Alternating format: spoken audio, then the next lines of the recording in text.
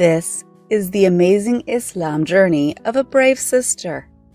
Her name is Sharifa Carlo, and these are her words. The story of how I reverted to Islam is a story of plans. I made plans, the group I was with made plans, and Allah made plans. And Allah is the best of planners. When I was a teenager, I came to the attention of a group of people with a very sinister agenda. They were, and probably still are, a loose association of individuals who work in government positions but have a special agenda to destroy Islam. It's not a governmental group that I'm aware of. They simply use their positions in the U.S. government to advance their cause. One member of this group approached me because he saw that I was articulate, motivated, and very much the women's rights advocate.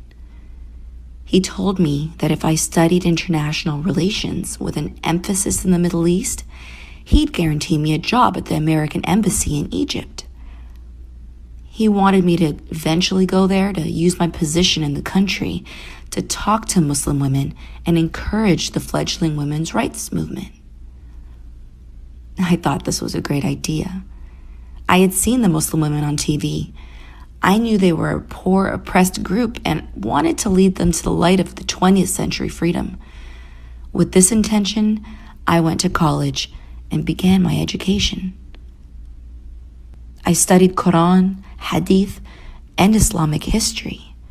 I also studied the ways I could use this information. I learned how to twist the words to say what I wanted them to say.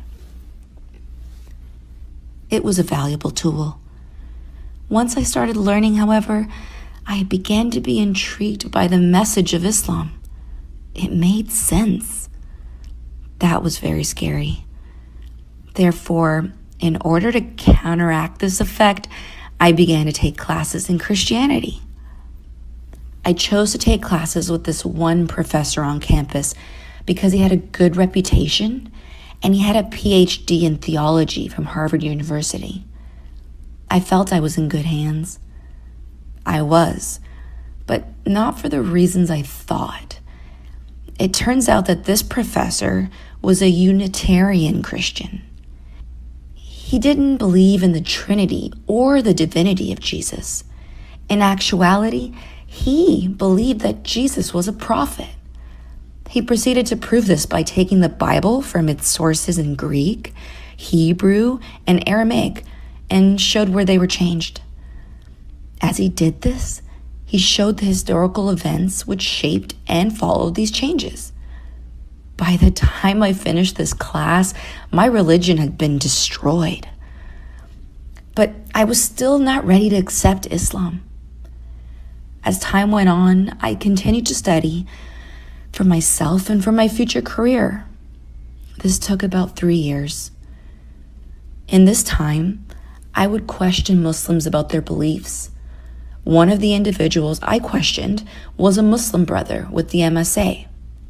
All praise be to Allah, he saw my interest in the deen and made it a personal effort to educate me about Islam. May Allah increase his reward. He would give me dawah at every opportunity which presented itself.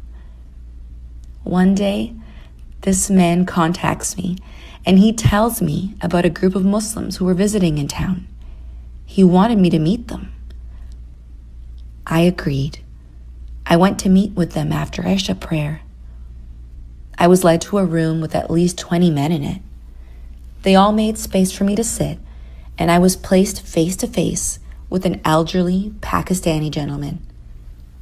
This brother was a very knowledgeable man in matters of Christianity. He and I discussed and argued the varying parts of the Bible and the Quran until the morning. At this point, after having listened to this wise man tell me what I already knew, based on the class I had taken in Christianity, he did what no other individual had ever done. He invited me to become a Muslim. In the 3 years I had been searching and researching, no one had ever invited me. I'd been taught, argued with, and even insulted, but never invited. May Allah guide us all. So when he invited me, it clicked. I realized this was the time. I knew it was the truth, and I had to make a decision. Allah opened my heart, and I said, yes, I want to be a Muslim. With that, the man led me in the Syahadah, in English and in Arabic. I swear by Allah, when I took the Syahadah, I felt the strangest sensation. I felt as if a huge physical weight had just been lifted off of my chest. I gasped for breath as if I were breathing for the first time in my life. Allah had given me a new life, a clean slate, and a chance for paradise. And I pray that I live the rest of my days and die as a Muslim.